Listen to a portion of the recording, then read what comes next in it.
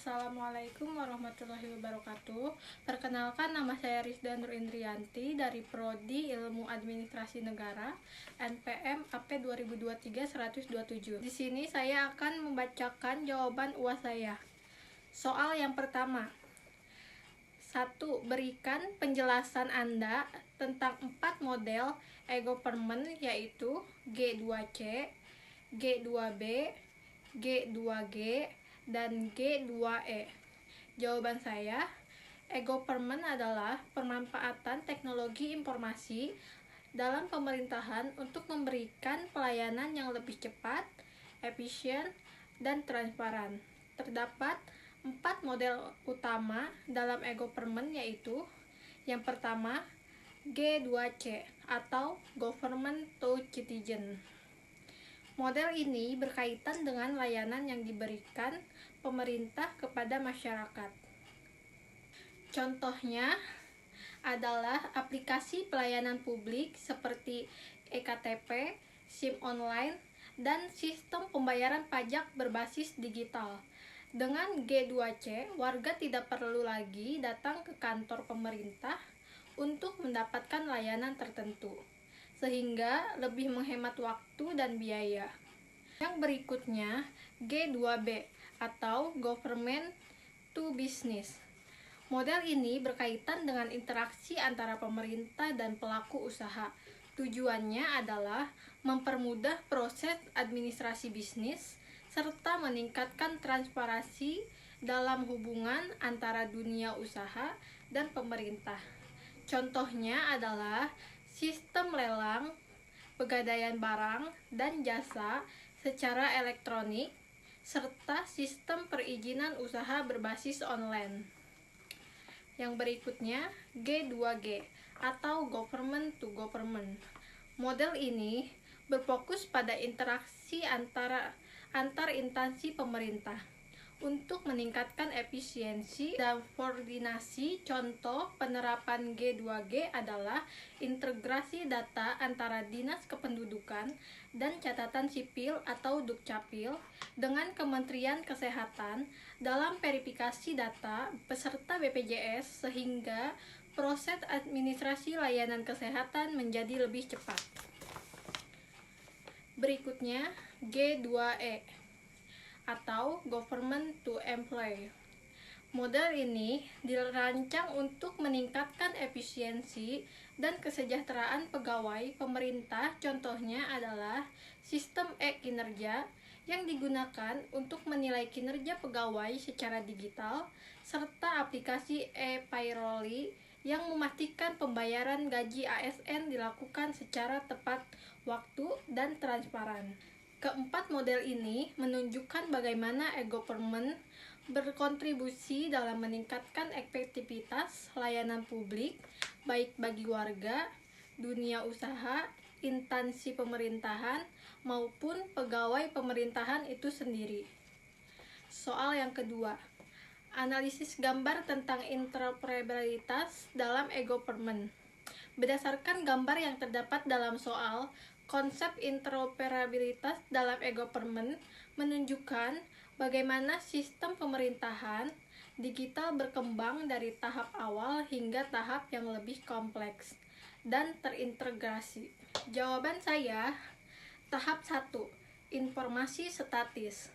Pada tahap awal, e-government hanya menyajikan informasi dalam bentuk satu arah, di mana masyarakat hanya bisa membaca pengumuman atau kebijakan yang dipublikasikan tanpa adanya fitur interaksi. Tahap kedua, interaksi digital. Pemerintah mulai menyediakan fitur komunikasi dua arah seperti layanan pengaduan online dan fitur pencarian informasi secara lebih spesifik sesuai kebutuhan masyarakat. Tahap ketiga, transaksi digital. Layanan e-government berkembang hingga memungkinkan masyarakat melakukan transaksi secara langsung seperti pembayaran pajak online, pendaftaran sekolah digital, atau pengajuan izin usaha melalui platform resmi pemerintah. Tahap yang keempat, interoperabilitas Pada tahap ini, berbagai sistem dalam e-government memulai terhubung satu sama lain, memungkinkan berbagai instansi untuk berbagi data secara otomatis tanpa perlu proses manual. Misalnya, sistem kependudukan di Dukcapil sudah terhubung dengan layanan perpajakan dan kesehatan, sehingga masyarakat tidak perlu lagi mengisi data berulang kali saat mengakses layanan yang berbeda. Interoperabilitas ini bertujuan untuk meningkatkan efisiensi, mengurangi birokrasi yang berbelit-belit, serta memberikan pengalaman layanan yang lebih baik bagi masyarakat. Soal yang ketiga yaitu pendapat tentang citizen are the e-government. Pernyataan ini menekankan bahwa masyarakat memiliki peran penting dalam kesuksesan e-government. Berikut adalah alasan mengapa warga negara dapat dianggap sebagai ahli dalam sistem pemerintahan digital. Masyarakat sebagai pengguna utama, tanpa partisipasi warga, e-government tidak akan berjalan dengan efektif. Masyarakat adalah pengguna utama yang memanfaatkan layanan digital pemerintah, mulai dari pembayaran pajak, pengajuan di dokumen, dan layanan kesehatan online. Masyarakat sebagai pengawas layanan pemerintah. Dengan adanya keterbukaan data dalam e-government, masyarakat memiliki akses yang lebih mudah untuk mengawasi kinerja pemerintah. Warga dapat memberikan masukan dan kritik terhadap layanan yang kurang efektif, sehingga pemerintah dapat melakukan perbaikan. Mendorong inovasi dalam layanan digital. Partisipasi untuk warga dalam menggunakan e-government mendorong pemerintah untuk terus meningkatkan dan mengembangkan layanan yang lebih ramah, pengguna lebih cepat, serta lebih mudah diakses oleh semua kalangan. Meningkatkan partisipasi publik dalam kebijakan pemerintah.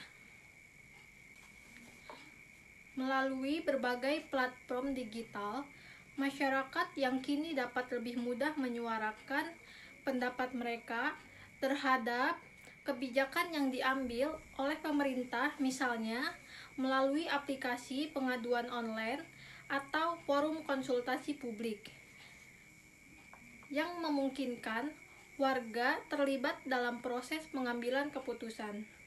Jadi, masyarakat bukan hanya sebagai penerima manfaat dari e-government, tetapi juga sebagai penerima manfaat dari e-government, penggerak utama dalam perkembangan sistem pemerintahan digital yang lebih transparan, efisien, dan inovatif.